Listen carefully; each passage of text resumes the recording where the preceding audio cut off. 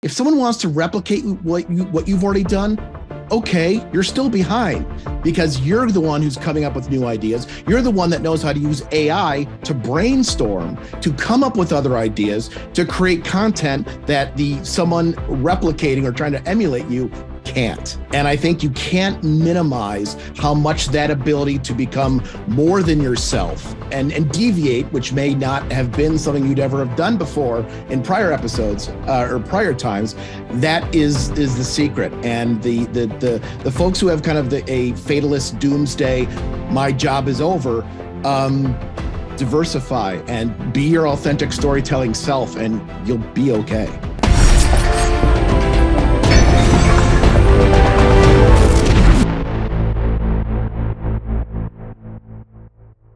We don't get many opportunities to have, and I'm trying to avoid all the cliches like sea change and paradigm shift and game changer. Yeah. We rarely have things that impact the industry totally and completely. We had the tsunami in 2011, right? That was a big one. But since then, or maybe the transition to UHT, there's been nothing that's been this widespread in decades. So it's an important it's an important and fun time to be around, despite all the stress that it's causing people. Well, I can't imagine a better way to just seamlessly transition into actually recording our podcast interview together than that, because you have just led us off into the stratosphere before we even get started. So without further ado, we're just going to dive right in. We're just going to seamlessly transition right into our show. I'm here today with the Michael Kammes, who is the Senior Director of Innovation at Shift Media. You're also the host of the 5 Things web series, as well as the Star Wipes and Alan Smithy Tech podcasts. And I will also say unequivocally that I consider you a friend. So Michael Kammes, it is an absolute pleasure to have you back on the show for, I can't even keep count, but it's at least the 3rd time. And you're on a very short list of people that have been here more than twice. So it's a pleasure to have you back once again. I'm always honored because I love trading tech barbs with you, and I love what you've been doing over the past several years, Zack. So thank you so much for having me back on. Absolutely. You are more than welcome. And the conversation that we are having today, as you know, is the conversation that everybody is having right now, which is what the hell do we do about artificial intelligence? And the place that I actually want to start the conversation is that I noticed you don't consider yourself an AI expert. What are your thoughts on AI experts, Michael? What's funny is AI has been around for quite a while, and there's been folks who specialize in how to create models and what the math is behind that and the workflow and chain behind crafting a model. But how it's used practically is almost anyone's guess. And so there's a lot of side hustles going on right now where people proclaim to be AI experts. And I'm sure they know a lot. I'm sure they know more than I do. But for folks to say, I know what's going to happen in a year, in 5 years, it's craps. In fact, I saw a study not too long ago that I think 2 years ago, they asked AI experts, how long will it take until we can train a model for like under $300 or something like that? And AI experts in published papers and studies said, oh, it'll be years. We blew that open in under 12 months. So it just shows that the experts right now are so off that it's to me like a roller coaster where you just have to hold on and hope that seatbelt holds you in for the entire ride. Yeah, and I'm sure that's something you could dig into even further, and we don't necessarily need to go in that direction. But kind of following it on a superficial level, those that are literally the godfathers of this technology, that are the CEOs and founders of companies that are developing AI, are coming out and saying, "I have no idea what's going to happen." So I'm kind of putting a real emphasis on anybody out there right now that claims to be some form of expert, or they not only understand all the technology and how it's working, or more importantly, I am confident I know where it's going next. You're probably completely, totally full of shit. It's the concept of applied AI, and I know it sounds like that's a college 101 course, but there's building the tool, and then how will that tool be used in an enterprising or hey, some men just want to watch the world burn kind of way. And I think that's where the difference is that it's easy to say, I want the AI to do this, this, and this. But once it's out in the world, how will people use it? I liken it to music, right? A lot of time when artists create music, they say it's my message, but when I put it out in the world, it takes on a new meaning because it's what you believe that is and how you interpret that. And that's exactly how AI tools will be used above and beyond what their core purpose is for.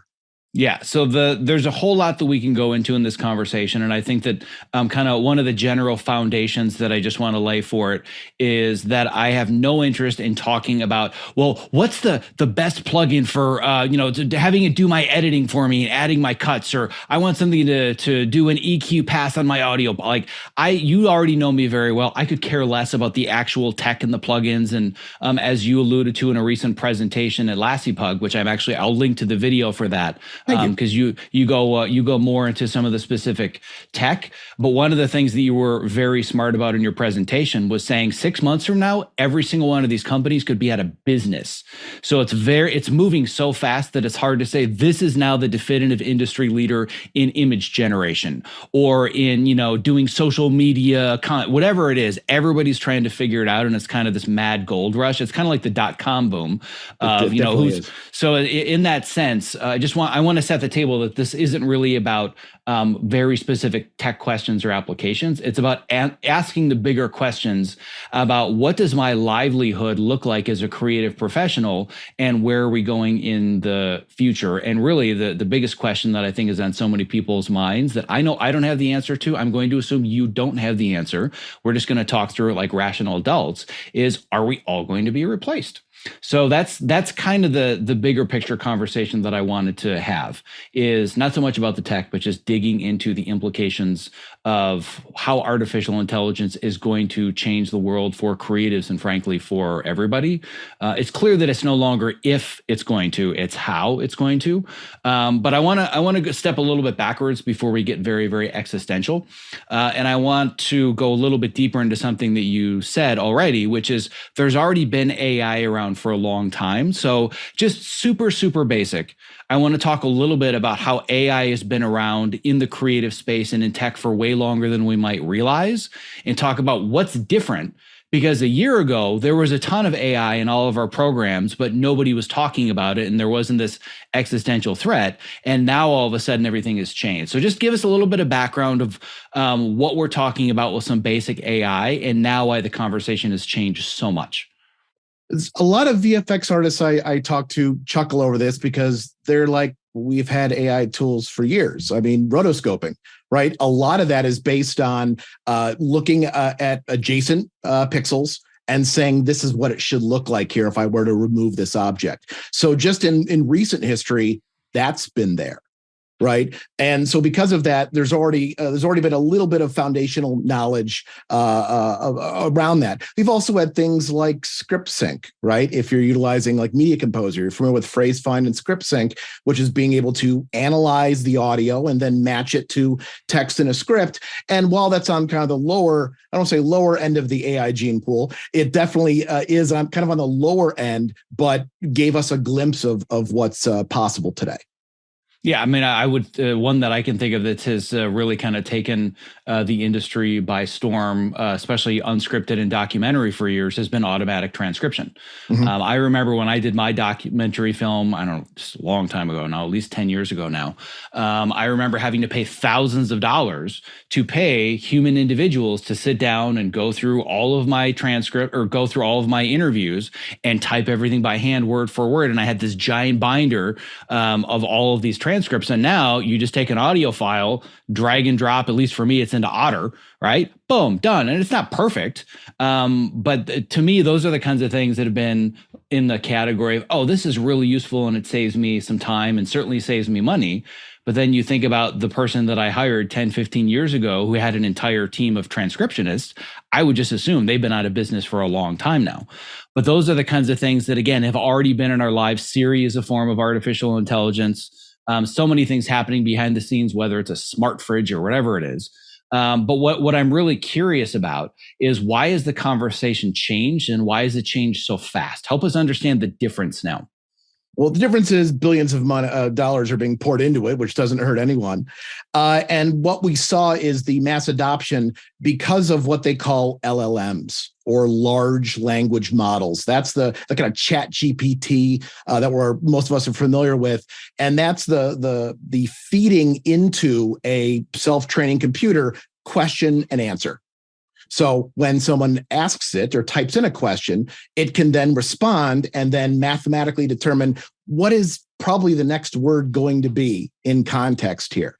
And once that became part of our, I don't want to say experience, but when that started looking like it's going to be reality, this is something that can be done, the modularization of the components that made that up have now become commercially viable, where you can train a model without having to spend hundreds of thousands of dollars. It can be done for just hundreds or thousands of dollars. And being able to then take that methodology and how these machines are learning and use that for different tasks, whether it be creating a fantasy story or creating a fantasy image, these purpose-built models, that's what's exploding now, because now you can tailor these models into any way you see fit and then put a .com at the end or a .ai, and now you have a job.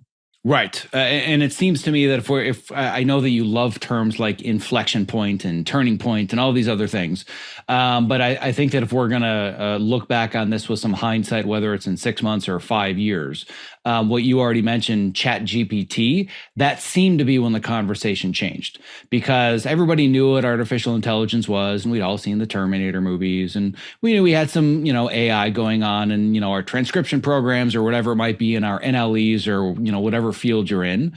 But it was when you had this model where you could say, brainstorm for me, think about these ideas for me, or synthesize this massive amount of information. That was the first time that I had the experience of, whoa, this is a totally different level of anything we've ever seen as a tool or can comprehend. And it's very clear that everything is going to change. So I definitely had that aha moment with Chat GPT, and I had it. It was it's at the very beginning of the conversation when pretty much everybody that I talked to hadn't heard of it, but a couple of people that were insiders in that world had heard of it and had passed it along to me. And I would start mentioning it. Like I even mentioned it to my wife, and she's like, chat what? Am I, just regular everyday discourse. And that it only was maybe weeks where all of a sudden it's my father-in-law. Have you heard of this Chat BTG thing? Like, what is, I'm just like, whoa, this is happening really fast. And I don't know the exact statistics, but you can correct me if I'm wrong, but isn't Chat GPT the fastest growing user base of any program in history by like some ridiculous exponential amount? If I'm not mistaken, it's the fastest adopted consumer technology ever. And just like you, I had the same experience. I'm out having sushi with my partner, and I mentioned something about Chat GPT, and she said, what? Showed her on my phone. And the real, not I don't want to say genesis, but the real turning point was that the models have been around and the concept's been around, but we lacked that one crucial tidbit, which was, how does a human interact with it? Right? When it became conversational, when that piece of the puzzle was completed, that's what opened the floodgates, because now it was accessible to anyone that had physical access or technical access, but it was the ability to understand what you and I would type in or even speak, as opposed to feeding it some kind of code or script. Yeah, and I think that the other thing too that we've become so used to, imagine it wouldn't be that long ago, certainly in our lifetime as adults, but imagine what we can just do with a Google search now. That would have been jaw-dropping, give or take 20 to 25 years ago. I can't remember when those searches really became in the mainstream, but the very first version of searches through Alta Vista or Netscape or whatever were very, very rudimentary, where it literally was just you got something spit back at you that was essentially what you asked for. Then all of a sudden you have a Google search where it doesn't have to be the perfect wording or the perfect Boolean characters, and you can kind of rough it and you get all these other things that are relevant, but not exactly what you typed. It's like, oh, that's pretty cool that it does that. But for me, it was the idea that you're generating ideas. It's not a matter of here's the search and I want you to feed back this information that you're finding. It's solve this problem, generate this thought. That was the thing for me that really was jaw dropping is give me 5 solutions to this problem or generate prose. Like I've tested ChatGPT to see if it can write something for me in my voice, because I'm certainly one of those people that based on whatever, crawling these bots are doing and models they're learning from, I would assume that they've, done some crawling of my own voice on the podcast and my own blog, because I'm connected to the matrix like everybody else. I've asked it, just experimented with, write a newsletter about this. And I've never actually published anything like that, but I wanted to see, can I get this to do it? And there were moments when I'm reading it and I'm like, holy shit, that's better than what I would have written here. That's where I got scared. I was like, whoa, like how much longer am I even going to be relevant, whether it's as an editor, as a newsletter writer, as a member of the thought leadership space? That was the game-changing moment of like, this thing knows how to think like us. So to me, that was when things started to change, at least for me personally. I will take a little bit exception with the word think. Yeah, and right? And I was hoping you would. I wanted you to latch onto that. It's repeating patterns that have a higher probability of coming from something that you'd write. And I've done the same thing called vanity. Call it, hey, I want to see how I can augment my marketing strategy. But yes, I type things in and say, make it sound like me, make it sound like the 5 Things series, and it works really well. And for the average person out there that doesn't have a body of public work, you can do that almost free. I'll throw in some technical jargon out there. One of the words you may hear with AI are embeddings. Some people may call it vector embeddings. And that's being able to take your own content, right? Whether it's a book you like, or whether it's War and Peace, right? Whether it's the personal writings you've done but have never put on the internet. Being able to have that indexed and added to an embedding that AI can then talk to means you can then ask a ChatGPT-like application, tell me something or answer a question using the data in this embedding. And I'll tell you, Zach, it's phenomenal. When you want to make it sound more like you or index data that may be proprietary, it's a great way to get a leg up with information that isn't publicly available. Yeah, and what I wanted to get a little bit deeper into for those that may not really understand all the differences in the technology, because I'm very much a Luddite when it comes to most of this.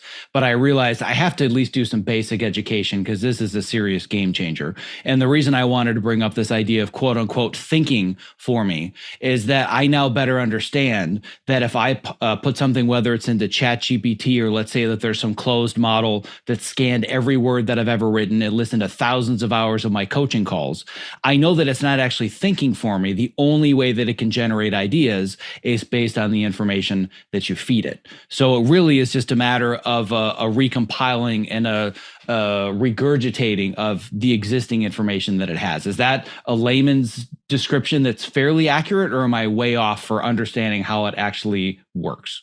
No, I think that'll serve our purposes for this call. I would not expect LLMs as it stands right now.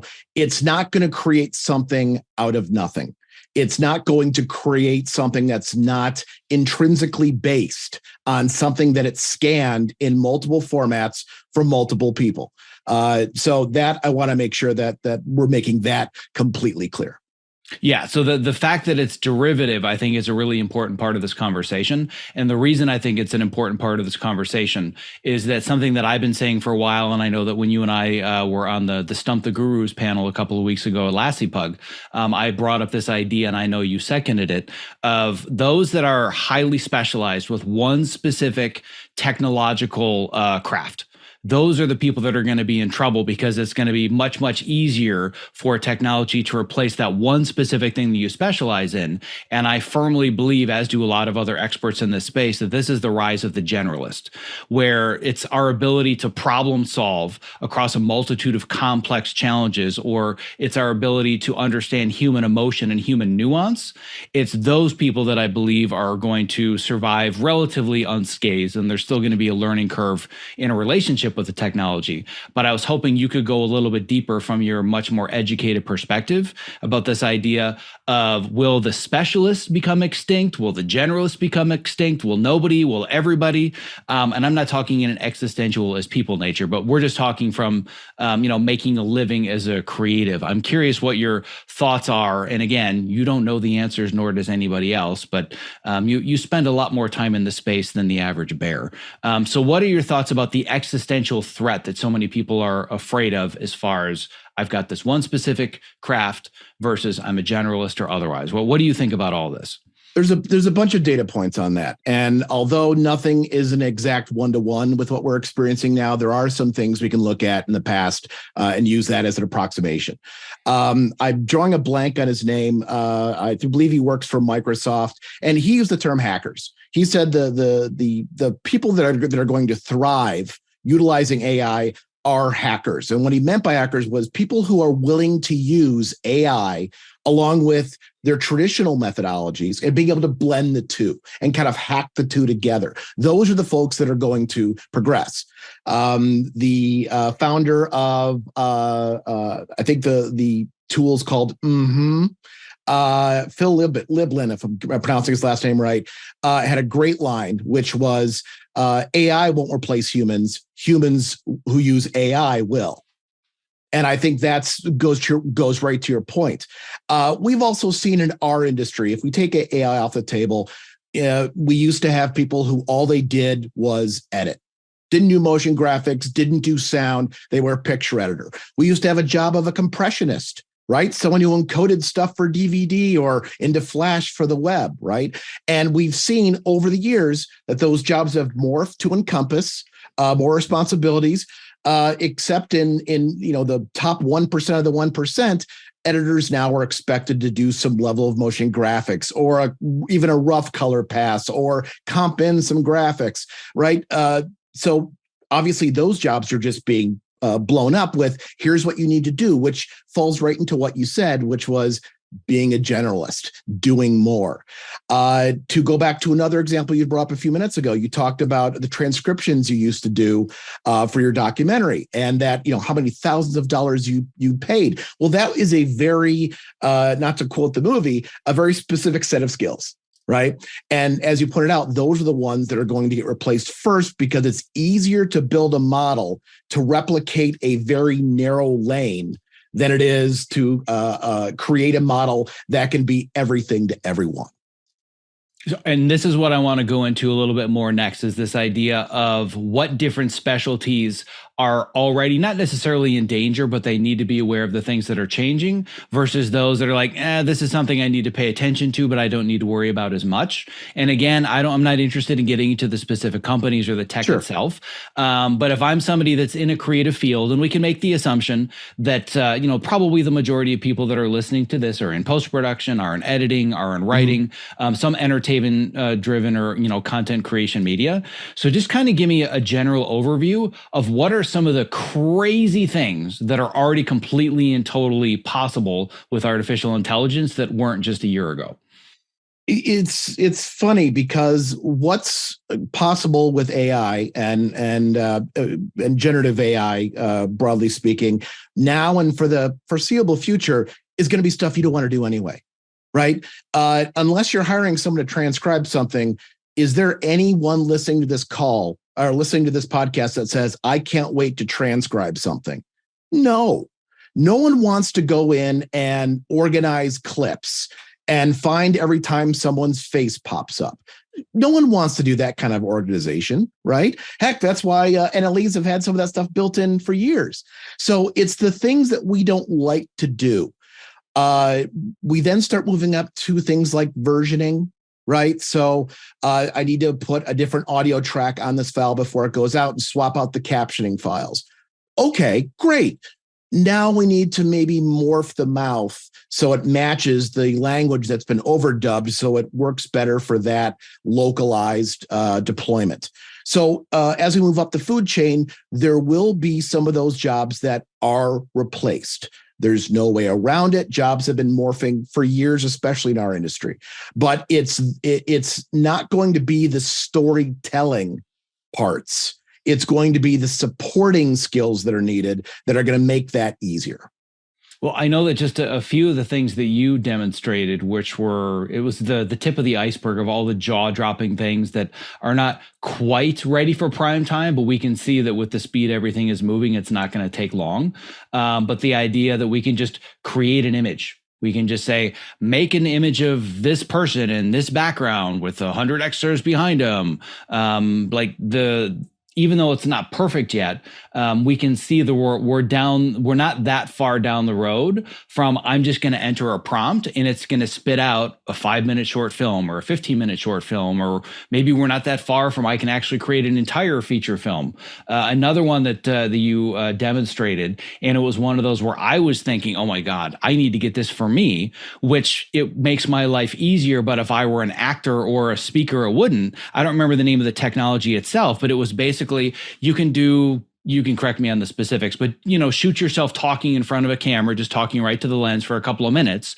It models that. Now you can enter whatever text you want, and it's just you performing, and you can say, raise my eyebrow at this moment, or have me scratch my nose, or whatever. And as soon as I saw this person talking and I saw their eyebrow raise of inflection based on the way you prompted it, I was like, this completely changes the game. And P.S. I want it because I hate being in front of the camera. So, there's this whole other level beyond the efficiencies of actually creating content or replicating humans that I don't think most people even realize exist yet.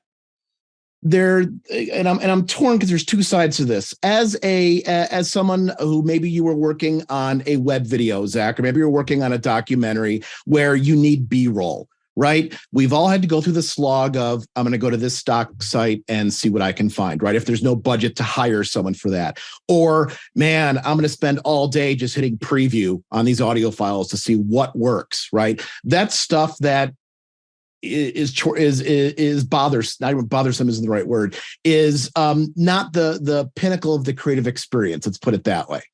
And being able to generate that on the fly, or at least tailor something that's more to what you want and what the story demands, is fantastic. But then again, we look across the aisle and we see our friends who are making money shooting aerials, right? And helicopters. Oh, wait, their jobs are being taken by drones. But now, so there's this food chain of jobs morphing and niche things being taken over.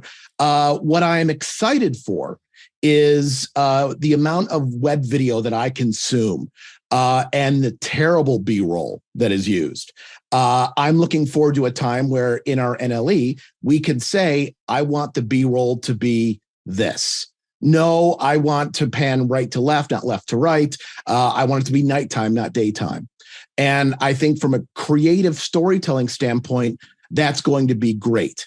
The downside is for everything that makes it great. There is the fallacy of, well, I'll have more time to create because these tools are doing it for me. No, that's going to compress the time you have to create, which means you have to have greater throughput. So there's always a consequence for that, unfortunately. Yeah, this easily could be a 3-part episode about the one thing you just said, which is the black hole of productivity. This idea that, well, if this thing is going to make my life easier or save me time, think of all the extra time I'll have in my life to get more sleep and go to the gym and eat better and socialize with my friends. Well, you know what? I don't beat my clothes on a rock outside anymore. I've got a washer and dryer. Ask me how that's doing for my quality of life and all of the extra time that I have to spend with friends and family and on my health, right? And this is always the promise. It's always the promise, and it drives me crazy. Think of all the time you're going to save in your life because you don't have to spend hours scouring stock footage. All we do is we continue to move the goalpost so that today's miracle meeting this insane deadline on an insane budget then becomes tomorrow's expectation. So the fear for me is the exact opposite of the excitement that most people have. Man, think of all the time I'm going to have to be creative looking through stock footage. I don't have to do that anymore. There was another feature, and I apologize to anybody that uses Adobe. I can't remember the name of it, but it was another one of those jaw-dropping moments where they had a cue of music. And all they did was shorten it, and it edited itself. Mm-hmm. You didn't have to put edits in it or say, well, I have to nudge this by a frame or two and cross dissolve. This was a minute 30. I want to make it a minute, and it recomposed itself on the fly. It's like, well, there go the music editors. But again, it didn't just save me an hour of time to do something else. It moved the goalpost because now the expectation has changed. So the reason this scares me so much is the speed at which this is moving. This is no different than all the advent of all the other modern technology that I feel that we've been immersed in over the last 20 or 30 years. But it's moved at a slow enough pace that we kind of sort of could adjust. Like, I don't think we really noticed the transition from I'm driving around with a Thomas guide to now I'm using Google Maps. If I look back at it, yeah, it happened quickly, but it wasn't like one morning you went in the Thomas guide and the next day you're like, oh my God, my Thomas guide has disappeared and I don't know what to do and I'm overwhelmed. And how does Google Maps work? It was a gradual progression. My fear is that that's not going to happen that way with AI, and the goalpost is going to move so fast we have no room to evolve with it. What are your thoughts about that? I would certainly agree, because now we have AI that can iterate on itself, right? Whereas we didn't have our first Garmin after the guide, and Garmin said, well, I can build myself better and then I can sell myself for more. No, so we're going to see this happen even faster. It's scary. When I've talked to creatives who have said I'm worried for my job, and they're like, Michael, you don't have to worry about it. No, I do too, because part of what I do is take difficult technology and summarize it and convey it to people. You can type in any technical encyclopedia into a LLM or a ChatGPT, and it will do the same thing. So the thing I can recommend is you just need to stay up on it, and you need to adopt it. You can't fight it. It's not going away. And the more you know about it, the more you can incorporate into your workflow. What I find really interesting, Zach, to take this to the nth degree, is at some point we will be, in the not too distant future, we'll be having AI, an AGI or a generative AI create content. You mentioned a few minutes ago creating a 5-minute film. But there's going to be so much content that we don't have time to curate it. So we're going to rely on AI to curate the content that's being created by AI. And that's what I'm going to find very interesting, how we differentiate what is quality content versus AI. And you know what that quality content is going to be? It's going to be people like you editing and not relying on algorithmic machine learning to generate these stories. And that's why I think it's so important for people not to give up hope and to realize that now more than ever, we need that voice, because that's what's going to stick out amongst the regurgitation of AI. Yeah, and I want to go a little bit deeper in a second into this idea of the necessity for the understanding of human emotion and nuance. And I really believe it's our ability to bring those things to the table that will differentiate ourselves. But what I want to point out, and it may seem obvious to many, but for those that it's not obvious to, I want to emphasize a point that you made even further, which is it's not that AI is going to start making content decisions for us. It's been telling us what to watch for years.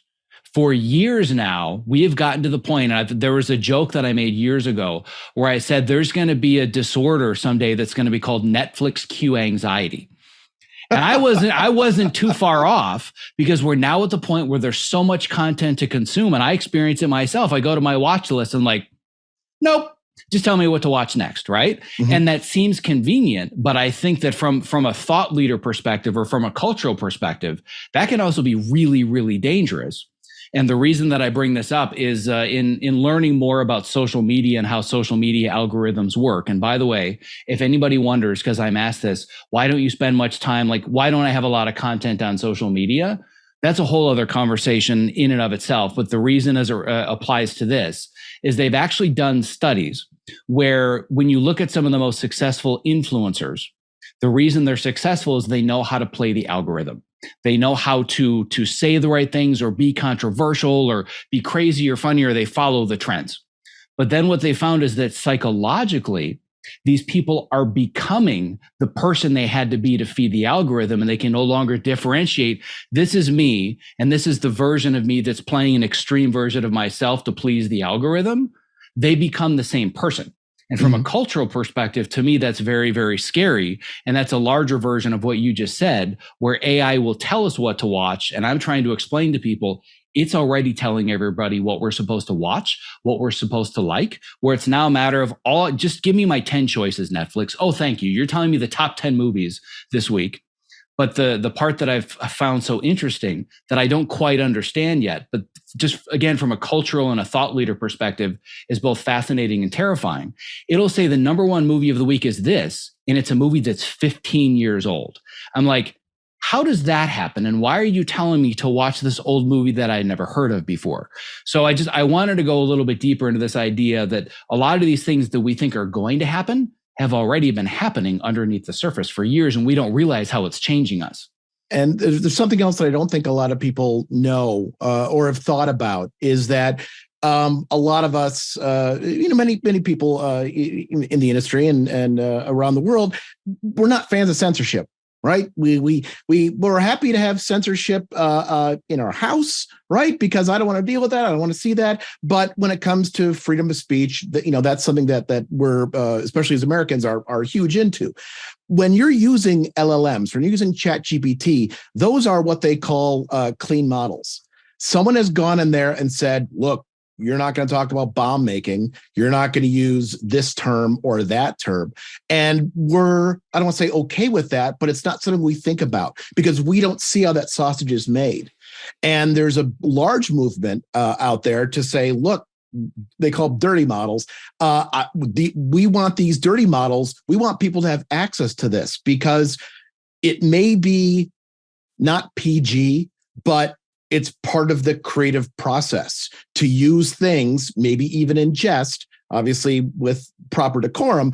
There are things that you're cleaning out of there that we could use for storytelling or, if you remember the movie Seven, right? Remember when there was an index of banned books in libraries, mm-hmm. right? And they kept a record of people who checked these out. And I believe Brad Pitt said something to the extent of, we're going to catch some kid who's doing a report on World War II or something.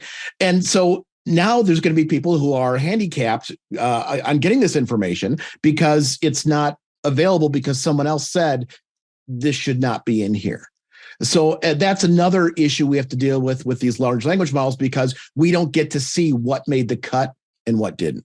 Yeah, and I'm going to do our best to curb this without it becoming hugely political and cultural. But I think it's very challenging to talk about the threat of AI or just how do we manage or embrace AI or make sure that we can save our careers without at least talking about this briefly. But then I'm going to rein it back in kind of down to earth in the practical. But I think it's at least important to note that for years, if we look at the political discourse and the de-evolution of our political discourse, it's largely been because we now have algorithms that can say, this is what we want everybody to see. And this other thought idea is an idea that we don't want people to see. So it's not blatant censorship, but it's kind of sort of censorship. And it doesn't matter which aisle or the political spectrum you're on. It doesn't matter if you're far right or far left. We all just know that what we're looking at on our Facebook feeds or on Google search or anything, it's not just here's the information available and you choose what you want to consume. It is manipulated in such a way that we're seeing specific things to please the algorithm and make sure that people stay engaged. But now the difference is that was just choosing human generated content. But now we're amplifying the exponential growth of artificially generated content that's then been artificially curated by artificial intelligence. So it's this exponential growth, a speed at which us understanding how this is going to work or evolve, as I've said before, it's like asking a dog to do calculus. Like we have no comprehension of how all of this is going to compound because it's going to move so fast. There's always going to be bad actors with any technology, and we can and I'm putting an asterisk next to this. We can rely on larger news, quote unquote, news organizations to be to keep their editorial, I don't want to say indifference, but have a kind of moral high ground of we're not going to Frankenbite this, we're not going to generate someone's voice. And there's, journalistic standards, but we've seen for years now, more and more people are getting their content online where folks who generate that content or report on that content aren't keeping those same journalistic standards. And that's what worries me. And not to get off on a tangent, we right now do not have any ability to trace content from when it was acquired through distribution, right? Blockchain was supposed to be that holy grail. And then the crypto world blew that up and sullied it, much like peer-to-peer sharing in the early aughts got shelved for a good decade because it had that Napster, LimeWire kind of piracy vibe to it. So that's what worries me, is that we don't have a way of tracking content to verify that this has not been altered. And I think during the next election cycle, and especially overseas, where there may not be the ability to have a political discourse as rampant as we do, that is what really scares me. Yeah. And the thing I think, again, I really want to try and not make this political or existential, but it's really hard to not do that with this conversation. But the other thing too, and this kind of dovetails us back into the creative process. But it's not just a matter of we have words that are written by AI. Like you can say, ChatGPT, create 10 posts a day about this topic. But it can now be a matter of, like, and one of the examples I brought up at that last Pug meeting, and I would guess the technology is already way better than it is now. But if you put in Joe Rogan AI podcast, I played an episode, not the whole thing, but I played parts of it where Joe Rogan interviews Dwayne "The Rock" Johnson. And if somebody hadn't told me that it was 100% AI generated, I would have thought it's the two of them. It just sounds like they haven't had their coffee yet. Like, it blew my mind. And this is in the nascent early stages of the technology. So one of my fears is, why the hell do I even need a podcast anymore? Couldn't somebody just feed a system with all of my past podcasts and decide they want to have the Zack Arnold Optimize Yourself podcast? And there's a video of me talking just like this, and it knows my mannerisms and it knows all of my ideas and my frameworks. No, but see, Zack, it doesn't know all of your ideas. It knows everything I've put out there. Exactly. That's the difference. And that goes right back to what we talked about earlier, which is, if someone wants to replicate what you've already done, okay, you're still behind, because you're the one who's coming up with new ideas. You're the one that knows how to use AI to brainstorm, to come up with other ideas, to create content that someone replicating or trying to emulate you can't. And I think you can't minimize how much that ability to become more than yourself in this imaginative way, and deviate, which may not have been something you'd ever have done before in prior episodes or prior times. That is the secret. And the folks who have kind of a fatalist doomsday, my job is over, diversify and be your authentic storytelling self, and you'll be okay. Yeah, and the example that I want to go back to that I used before, but I want to frame it in a different context, that, by the way, at our presentation, completely made up while I was there on the spot. And I'm like, oh, I'm actually going to use this. So much so that after my presentation, you know what I did? You made t-shirts? I bought the 2002 version of the Thomas Guide. Okay. Because this is the version, because I looked around for my version that has all the post-its and the notes, and it's not in your trunk. Like, no, I didn't. I'm really upset that I didn't keep it. So I actually bought another one, but just for sentimental reasons, I bought the 2002 version because, oh my God, that's how old I am when I moved out to Los Angeles. The point is that I want to physically help people understand that if your job for a living is to manufacture Thomas Guides and it's 2002, your business is about to disappear. However, if your job is to help people navigate from point A to point B, you just need to learn different systems and technology to solve the same problem. And I feel like, as creatives, whether it's as editors or writers, any kind of storytelling that we do, whether it's with visual, audio mediums, if it's a matter of I provide this one service with this one technology, you're screwed. You're going to be extinct. But if it's about I want to help you achieve your vision, and I just need to embrace a different process and different technologies to make that happen, that's where I feel like you said, if we diversify, we've got nothing to worry about whatsoever. Now, the AGI conversation, that could be different when Skynet becomes fully self-aware. But at least for now, I feel like, again, if it's a matter of I was a Thomas Guide salesman, now I'm going to sell Garmin's, and now I'm going to sell my own version of Google Maps or whatever it is, I'm solving the same problem with different tech. So now, how do we apply that general mindset specifically to being a storyteller? Because the thing that I'm the most afraid of, me personally, is what you said, which is that you have to learn it and you have to keep up with it. How? It's moving so fast, and there's so many things to learn that I'm still trying to figure out when do I want to adopt the new version of Avid? Because I really like 2018 and I don't want to learn the new colors and the new windows and the new menus. And the thought of learning AI and adopting it, it moves so fast. I'm terrified I'm going to waste my time learning something that's going to disappear and change in 3 months. I read a good article this morning, which was somebody who's going to college, and they were saying, do I even bother trying to learn AI and ML because it's changing so rapidly, right? It's like the people who were learning punch card computers in the 70s before the evolution in the late 70s, early 80s. And is all my information gone? No, the fundamentals are always there, right? Zack, you've been editing for years. Whether you're cutting on a flatbed or whether you're cutting digitally, the same underlying fundamental nomenclature and procedures still there. So that isn't wasted. I think if you look at teachers, right, who have had to adopt to how do I teach and how do I have students not cheat? Well, okay, we'll do in-person interviews, right? So being able to mold how you're conveying this information and utilizing it, I think, is the most important thing. So I agree with you, but I'm going to play the devil's advocate for a second. Sure. And I'm actually going to blatantly steal from a quote from one of our fellow colleagues, Sven, who runs the go-to editor. And this guy edits YouTube channel. And, he's got all kinds of amazing resources if you want to learn how to edit.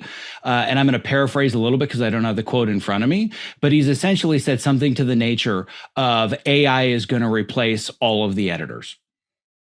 He said that he's looked at some of the technology and he's like I think he said it was along the lines of like 80% of editors are about to be replaced, which is the total opposite end of the spectrum of we're totally safe, but we need to adopt the technology. So what are your thoughts on, I'm not calling him out specifically, sure.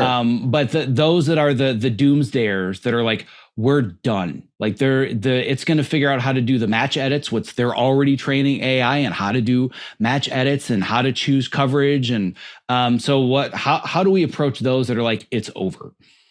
Well, there's a couple things there. It's not binary. It's not our jobs are done tomorrow. It's not, it's a long tail as this evolves. Zack, I wouldn't consider you an actor, but I bet if you were to watch a poor actor on television, you'd be like, oh, that person can't act, right? So we may not know how to do it well, but we can recognize when it's bad. And right now, a lot of AI is bad, right? You mentioned the Joe Rogan podcast. I think someone said it sounded like him and The Rock before their cup of coffee, right? The generative AI that's being created now has an aesthetic to it. Right? You can look at it like, oh, that's fake once you look at it for a bit. So there's a ways to go before AI can start replacing things. Heck, if we look at some of the most basic things that AI is used for, like speech to text, I don't know anyone that gets a transcript back and doesn't have to go in there because it missed someone's name or it missed an acronym that industry knows, right? So there's a ways to go before it's replacing. And I think Sven is looking at it at more of a journalism type feel where it's content that needs to be generated without a lot of soul. I could see that being automated to some extent, but no one, Zack, no one who's gotten into media and entertainment got into it because they liked organizing media. No one got into this industry because I can't wait to do a 30-second montage of B-roll, right? That people got in because they wanted to tell a story. And that, again, is what's going to stick out through this whole AI process. Yeah, and let's go back to this Joe Rogan thing for a second, because when it comes to this as actually generating something from scratch, this is very much related to, I think, that the work that editors and storytellers are going to do. And if, like you said, there's this long tail, and I love your analogy of I'm not an actor, but I can immediately point out great acting versus bad acting, right? And I think that for a long time, if not forever, we would have known, all right, this thing that I'm listening to, this was generated by a computer. However, if you listen to that one specific episode, I was thinking to myself, if I didn't know this was I don't think I would know that it was. And I feel like that is such a giant shift in such a short period of time that I'm wondering, how far away are we? And again, I'm not expecting you to have the answer. We're just kind of speculating. But how far away are we from, and I'm not being facetious, I'm being totally realistic. Let's say that I am the editor of the Joe Rogan AI podcast. And I put together a version and I listened to it. And I'm like, you know what? In the next version, please inject 90 milligrams of caffeine into Joe Rogan. And all of a sudden, the inflections change and the energy and the voice goes up 10% louder because there's a difference with me before caffeine and after caffeine. It seems to me that even though there's a lot of iteration that needs to happen, the speed at which it happens, I feel like we're months away from not knowing the difference as opposed to 10 years away. In the next 12 months, there will be the ability to localize this on your machine, meaning you don't have to go to a cloud, right? There will be the ability to do that. It won't be great, but you'll be able to. There already are text-to-speech generators that you can say, you adjust what they call the temperature, right? Which is usually the amount of deviation that it's applying and to have it enter in an or to have more inflection. So that's already there. What I'm looking forward to is, and I'm sure you've done this with speed ramps with video, right? You're changing at what point it goes faster, goes slower. You'll have that point inside your timeline to be able to pitch up, right, at the end of a sentence and change that inflection without much issue. And you're already able to, in some of these text-to-speech, to put markers in their interface and say, happier here or louder here. So that's very achievable and is already being done to some extent right now. Yeah, and there's two angles from which I wanted to bring this up. The first of which is just, I really believe that very, very soon it's going to be almost impossible to differentiate between, is this real or is this generated by AI? But the second part that I think is much more optimistic, and the reason that I wanted to have this part of the conversation, is that there's still a human being that's saying, I want to change the temperature of this slightly, and I want to change this inflection. You know what? I've got this, digital version of myself on the screen, but I still need to tell a human being, you know what? Let's add an eyebrow raise after that sentence, or maybe the pitch should go up at the end of this sentence rather than it going down. That's still a human being that's understanding the nuance of human interaction, that's being a storyteller. That to me is the optimistic part of this, is it's very different from the tools we have now, but it's still a human interacting with a machine to tell a story with nuance, correct? It's evolution. It's evolution of the job of the creator to adopt new tools and use those tools based on the experience of what they've done prior. So is it a bigger leap than going from SD to HD or HD to 4K or black and white to color? Definitely. But it's still the same concept, which is applying what you've learned and utilizing new tools to exploit or express that. Yeah, and this is going to be 30 seconds of my own shameless self-promotion. But I know that I personally am at a place where I don't need to adopt or learn the tools as it's related specifically to editors or storytellers in the Hollywood content space, because I've now transitioned out of that as far as making a living. And I'm pretty sure we're not going to have AI generative content on the final season of Cobra Kai. However, looking at it from the perspective of me being a content creator and a podcaster and a writer and creating newsletters and all these other things, I have to learn different forms of AI to make sure that I'm keeping up. But the part of it that's self-promotion, and this is something that's a bigger picture concept I've been talking about even before AI, is that the current educational system that we have is woefully under-preparing us to manage the volume of information and responsibilities that we have in the 21st century. And if we don't prioritize our ability to learn how to prioritize and manage our time, we're going to get so lost in spinning our wheels just trying to keep up that we never keep up. So that's one of the reasons that I think it's so important for people to not just say, I'm going to specialize in one specific craft and I'm going to become an expert on Avid or on Premiere or on After Effects or whatever it is. You're now at the point where you have to develop the meta skill of learning multiple skills, because the speed at which this moves is so fast and the information overwhelm now is so great. I mean, I have multiple students and clients now that come to me with the sole purpose of, can you just tell me what to do next? There's so many things I could be doing next. I don't know what to do next. This is a skill that we're not taught. So what I want you to help me understand specific to AI is, how do I start to break this down? If I now accept that AI is a part of the future, one of the things that I've written about is that it's that we essentially have two choices. It's either we are going to manage the AI, or the AI is going to manage us. A creative future without AI is not happening. We're not going to stop it from evolving. But if I want to break it down to something that's manageable, and I do want to start learning, but I don't want to massively be overwhelmed, I don't want to spin my wheels, I don't want to constantly learn the wrong apps that go out of business in 3 months, help me break this down into manageable, bite-sized pieces. I don't like saying I don't know, but there is no universal, let me go to this forum and it will show me the top apps that are used for these things. There are so many grifts right now going on, and that's one of the reasons why I didn't talk about a lot of the names of the software at Laxipug, because there's 10 that are all doing the exact same thing. So I don't have an answer for you. There are several places that you can that are like AI clearinghouses, and people can upvote. This one works, this one doesn't. But how do you know that's not bots, right? So the only thing that I've been able to do reliably, and it's not easy, is consult multiple sources. Just like how you consume news, I hope everyone out there, again, not to get political, but I hope everyone out there realizes that everything is going to have a slant. Try and find what is common, the common thread between all of them. So when you're looking for speech to text, or I'm sorry, text to speech, look up, when you find a product, look it up online in various places and see if other people are talking about it. That's the best thing I can offer. Or like you and I do, we go to user groups. We talk to the community, because if there's one thing our community likes to do, it's geek out over tools. So being part of the community, whether it be virtual via a social network or in person, those are the other resources for you to say, have you heard about this tool? Or I've used this tool and it's great.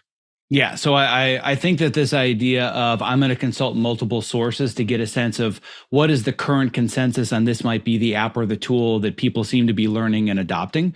I'm going to bring it up a little bit higher level. Because even though I know next to nothing about AI tools, one of the most common questions that I get is, I need a better to-do list app. What's your favorite to-do list app? And my head literally explodes anytime somebody asks me this, because I tell them it's not about the app. It doesn't matter what you choose. It's about the system. It's about the meta skill of knowing how to prioritize and break things down. Then you can choose whatever app you want based on the color choices, or it has a labeling feature versus a tag feature versus automations. Like, I don't care, right? So if we're going to bring this up to one level higher, and it's a little bit more about meta skills, it's not, well, I need to learn Mind Journey, or I need to learn Jasper.ai. Like, I can't even bring myself to even start learning the specific tech parts of it. But it seems to me that if I'm going to start to learn meta skills, for example, if it were a matter of I wanted to become a better editor, I wouldn't start day one diving into a Premiere or Avid or anything else. I would start by better understanding, how do I analyze performance and how do I sort through and break down raw dailies. I can do that on a flatbed. I can do that with a Moviola. I can do it with Premiere. I can do it with the brand new iPad version of Final Cut. But it's the meta skill of, I'm looking at a bunch of raw dailies. How do I find the best moments? That's a meta skill that's technology independent. What are some of the skills that we're going to have to adopt and be good at, regardless of whatever app might ever end up taking over?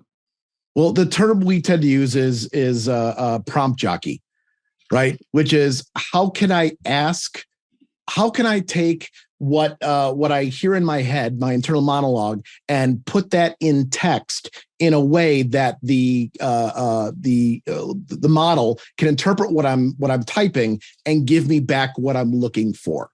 And there's a couple ways to approach that. There's, you become a better communicator, or It's people engineering the LLM to understand that when someone is in this age group in this part of the country, they tend to use this phrasing for this and adjust to you. And I think that's what we're going to see more of. Unfortunately, I think it should be the other way. I think we should learn to be better communicators. But I think more often than not, we're going to see more and more what they call data sets to train these models to understand poorly constructed commands. And I wish it was more optimistic than that, but I think that's what we're going to see more of. Well, I mean, we've seen the same thing with the de-evolution of the media as well. It's not a matter of let's educate the public so they can better understand the sophistication of politics. It's let's dumb down the headlines and the topics that are getting the most engagement based on the lack of education in society. I mean, it's the same kind of backwards thinking. And again, I'm not going to turn this into a political conversation. But you brought up if this had been in reverse and you were interviewing me, I would have said the exact same thing. If there's a skill that I want to learn right now that I'm looking into, it's how do I become a better prompter? Because if I learn how to communicate better, and frankly, what I do now for a living is I communicate and I teach people how to communicate better. I don't believe that there's any more valuable meta skill just to survive and thrive as a human being than your ability to communicate your ideas. And what I want to learn is how do I communicate with AI? It doesn't matter if it's Chat GPT or all the 1.5 million of other AIs. It seems to me that the one constant, and this might even change, but at least for now, the one constant is I have to prompt it to do something.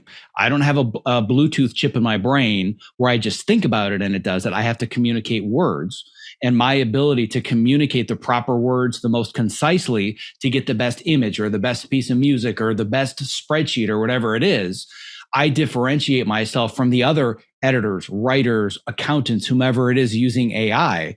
I now compete with them because I'm a better prompter and a better communicator. To augment that a little bit, for so long, the software tools that we've used in the industry have been built for people who can work in a certain way. And our software tools and creative tools really need to be reworked to accommodate folks who are neurodivergent, right? Who think differently. There are some people, you've heard of folks that do math, very fast in their head. And sometimes they say, well, that number has a shape or a color, right? They process those things differently.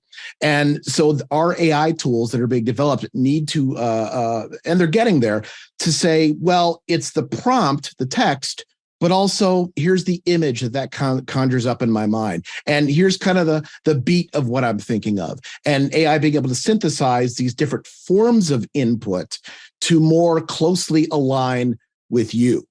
And that will eventually give way, if you've seen the movie Her, right, where the OS is tailored around that one person, we will have our own personal AI assistants that will start to synthesize things in the way we do. So it really is a personal assistant and not just a general purpose assistant. Yeah, now we're getting into truly terrifying territory for sure. But I really like this idea of the one of the positive things or the value in this is it is going to be much more broader and more open to those that very much think differently or process information differently. And I hope that it lends to a lot more accessibility for a lot of people. But just to really triple down on the point that at least for now, what I'm focused on is not the tools. I'm focused on the skills. What are the meta skills that I need to evolve with so I can become a part of this new direction that we're going, rather than saying, well, I love my Rand McNally Atlas and I'm sticking with my Thomas Guide. Like I can navigate LA with this right now, right? I could do that, but why? Why would I? For those who are listening to this, who are in the LA, New York, feature film, television realm, you need to have a stiff upper lip. Because there are companies and facilities that make their money doing things a certain way, using a certain amount of gear and using certain tools and charging a certain amount for that. And this AI threatens how their business works. Just like Final Cut 7 threatened or Final Cut 304 threatened the industry when that came out and undercut Avid, right? It changed everything. So there's going to be a lot of pushback. There's going to be a lot of pushback, and I don't want anyone out there to be dissuaded from it. I don't want people to be afraid of it. It's something that will augment how you create And if you did indeed get in this industry to tell a story, this is just going to give you more ways to do it. So now I'm going to piggyback off of that to take an alternate approach. What if I'm not a creator? What if I'm not here to be a storyteller? What if what I'm really good at and the service I provide is that I'm really good at organizing metadata, and I'm really good at organizing bins for my assistant editor, and I'm a whiz at syncing footage, and I love the technical aspects of my job? I'm in a different situation right now than those that are the complex problem solvers. And I know that many of those people that feel that way are also wondering what the heck is going to happen to my job and my career path. So let's talk now, not to those that are solving the complex creative challenges and understanding the nuances of human emotion. What about those that love the technical aspect of the job? Now what? Well, again, it's not binary, right? We've been promised for years, hey, this relink tool works great. And yet we still spend hours upon hours relinking media, or when we do our online conforming to something and it doesn't quite line up. So there's always going to be that percentage that needs to be checked and double checked. Aside from that, you need to learn more skills. I hate to put it that way, but whether it's I'm going to take this organization methodology and apply it to transcoding, or apply it to this other part of the industry, or maybe I'm going to do VFX as well in terms of prep. I'm not just an editor, no, a VFX editor as well. You can't hang your hat on this one thing is going to keep me through. I hate to keep saying it, but you got to diversify and learn more. Yeah, and there was a really important conversation that happened and really opened my eyes, and I kind of had a little bit of an aha moment again when we were on the panel giving that presentation. It was this idea of, if we're talking about the technical aspect of the job, let's use assistant editors for a second, and it's a matter of, well, is AI going to replace the assistant editor because now AI is going to know, well, all of these scenes go into this bin, and this is the way that these scenes need to be organized. I'm going to auto sync them. I mean, we've already had things like Pluralize for years that are doing a lot of this work for us. And was that foolproof? Was that foolproof? Not only was it not foolproof, but here's the bigger thing, is that if I'm looking at it from the editor perspective, I don't want to deal with any of this crap. I want an assistant editor that knows how to deal with all this technology, because I want to have nothing to do with it. I don't want to have to learn how to communicate with and prompt a system that's going to organize my dailies for me. I want an assistant editor that knows how to work with the technology. They can give the prompts to organize my dailies. So to me, it doesn't replace the person that would be in that chair at all. It would just change the way that they do their job and the way that they interact with it, and also the expectations that I have about how quickly it would take to do something. But never in a million years am I going to say, oh, with all of this AI, I don't need to hire an assistant. If anything, I'm thinking I want one even more, because I don't even want to learn this crap. I want somebody that's taken the time to learn it, to learn to write the prompts, so I can focus on my portion of the job. So when somebody had brought that up, that was a real eye-opening moment, that the people that hire you don't want to learn this stuff and replace you. They just want you to better manage it yourself. Yeah, I can't disagree with any of that. So what are we missing? What is the part of AI that you feel you talk about the most, that's the most important part of this conversation that we have not dug into yet? Well, that last part that we have not dug into, I think we kind of beat home the point that storytelling is not going away, and that's what's going to set you apart. What I would like to share is that everyone out there needs to be skeptical. AI is not perfect. Stuff that isn't AI isn't perfect. And we have to be skeptical of not only the media that we're consuming, but also the promises of this AI will eliminate this requirement that you have. AI is not foolproof. It gets most of the way there at best. So just be skeptical of these claims and be skeptical of media that is showing you something that seems too far-fetched. So the first answer, or the first answer to this question, I can already give myself, and then I want you to break it down further. But if I feel totally overwhelmed and I just want to get started by learning some basic resources, I would first answer the question myself and say, well, whatever Michael Kammes is creating and putting out into the world is the resource that you should be using. You are now my guru when it comes to, I want to know what the hell is going on with AI. I'm just going to search you first.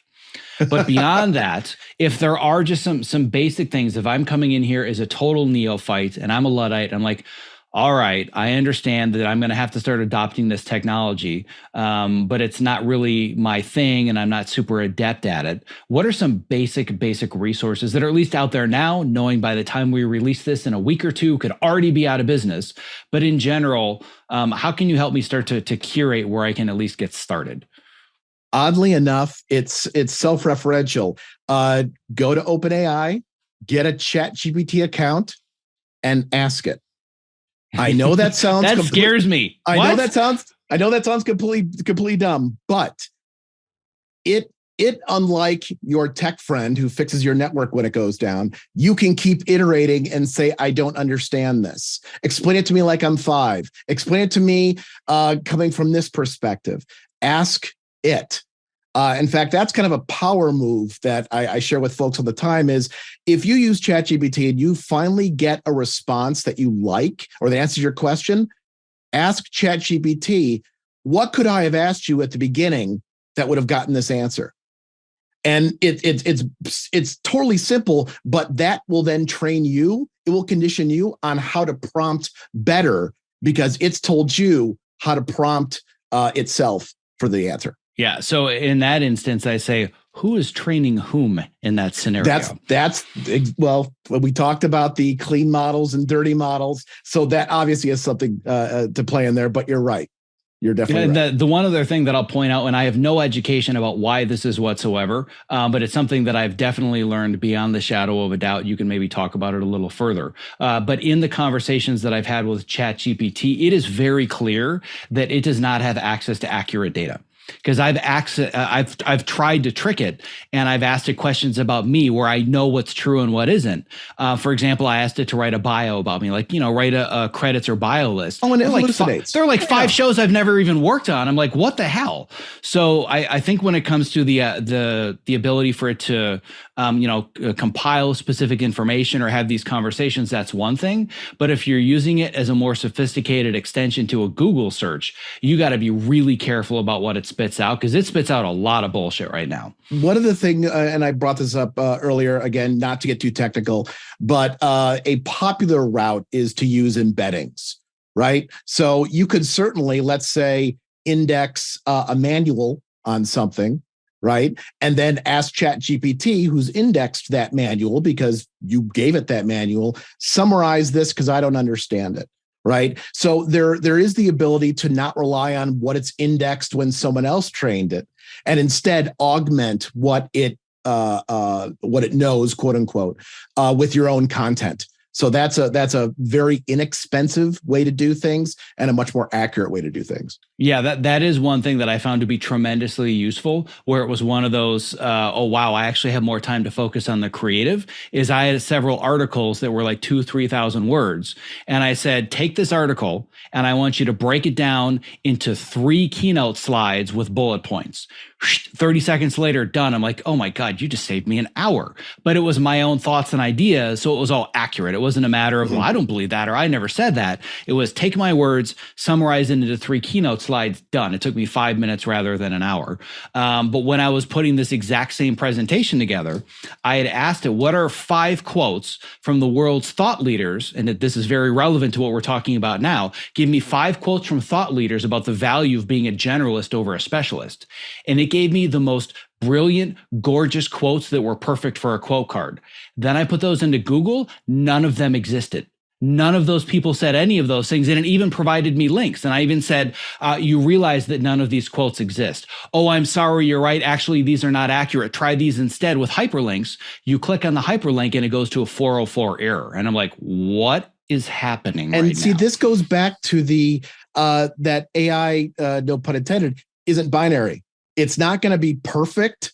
So there is this long tail of there's the promise, but it's going to take a long time to get there. If you're interested, this is a great example of this, is that there recently was a lawyer. In fact, if you go to the YouTube page, Legal Eagle, he has a great summary of this, but a lawyer filed a motion and cited different cases to back up his client's viewpoint, and none of them were real. They cited cases that didn't exist, and the The case is it's pretty hairy right now.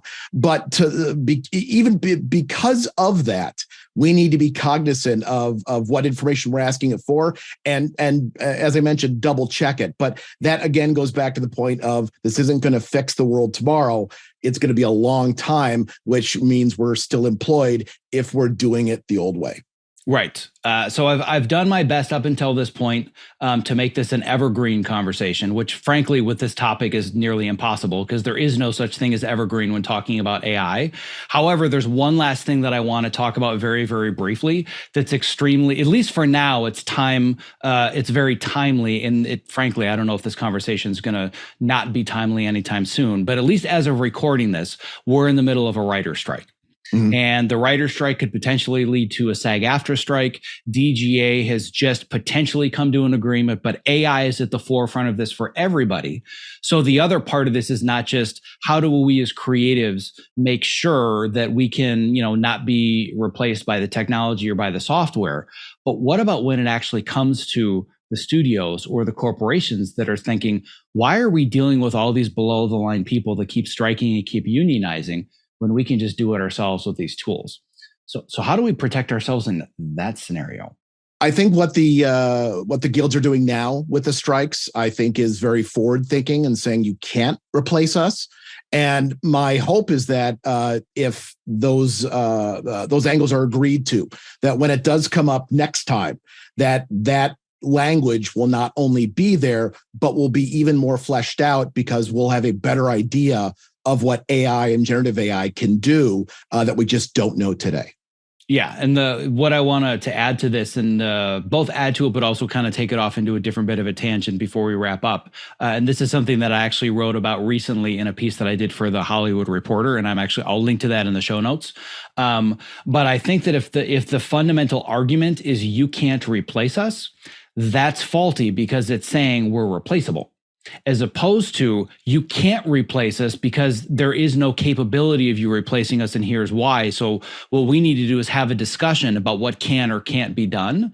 But if the premise is we're replaceable, but you're not allowed to replace us, evolution is going to show otherwise. And it's like saying I'm a buggy whip operator or I'm a buggy whip creator, and I create horse-drawn carriages for a living, and we can't be replaced by automobiles. There's no legislation in the world that would have stopped that from happening, right? Mm-hmm. So for me, I feel that what's really important with the language of this argument is it's not you're not allowed to replace us, it's we are not replaceable, and here's why. That to me is the part of the discourse that I think we have to be very, very careful about right now. But I agree that as much as we don't want legislation and regulation and the government to get into it, even the biggest names for the biggest tech companies and CEOs that are creating this technology are saying, you guys really need to regulate us. You guys need to come in here right now. That's a big part of this discussion. And I think that as far as the strikes are concerned, to think that this is something we table to see how it works out is an absolute existential threat to what all of us do, no matter what our craft is. So having said that, going a little bit into insider baseball and behind the scenes, I wasn't going to bring this up in the beginning, but I have to say that I'm really impressed that you and I made it through a 90-minute conversation, given the amount of COVID brain fog that both you and I are dealing with right now. So we made it, my friend. We survived, and I hope that we were at least somewhat coherent. I hope so, too. I hope this doesn't sound like our voices were generated by AI. I hope it sounds like we've had coffee and not that we haven't. And I'm glad you're on the mend. I apologize for getting you sick. I wasn't even going to bring that part of it up. I'm sure there's people who were at the same event we were. I don't know if you want to share it or I can. Well, essentially, the panel that you and I discussed talking about AI that we've referenced several times was also the super spreader panel where everybody walked away and got COVID, myself included, yourself included, a bunch of our other colleagues, which I wasn't even going to go there. But I will admit that I've had the thought more than once since the combination of that presentation and me having COVID was, man, it would be really awesome right now if I already had this technology in place so it can just do the podcast for me. So the combination and the confluence of these two events simultaneously, I'm like, I should really look into this. So the next time I'm down or I have a vacation, I can just keep the train rolling. It's a slippery slope. Be careful because it's the first hit will hook you. Yeah, right? well, at least to our knowledge, you and I are not artificial intelligence and we are real human beings. And that would be a part 2 podcast to talk about, are we connected to the matrix? And we're not going there now. But at least for now, I can assure you that both you and I are both caffeinated and we are both human. But for now, for anybody that has either been inspired, terrified, or a combination of the two by this conversation, and they want to interact with you, learn more about you, go to all of the various resources that you both offer now. And I think all of the amazing things you're going to be doing in the near future. What's the easiest way to find and connect with you? At Michael Kammes on a majority of the socials. Or you can also go to michaelkammes.com or 5thingsseries.com. And the next episode, because 5 Things has been gone for a bit, will be on AI. I'm in the process of finalizing that script right now. Well, I'm looking forward to seeing that and learning more from you. And you've been a very valued friend throughout many, many years. I'm going to make sure that we link to the other past conversations that we've had in the podcast. They're completely and totally different than what we talked about today, but they're still equally valuable and relevant. And can't thank you enough for you taking the time, especially given present circumstances and how you feel for still prioritizing this and chatting today. So great to see you again. Thank you so much. Always a pleasure, Zach. Thank you so much.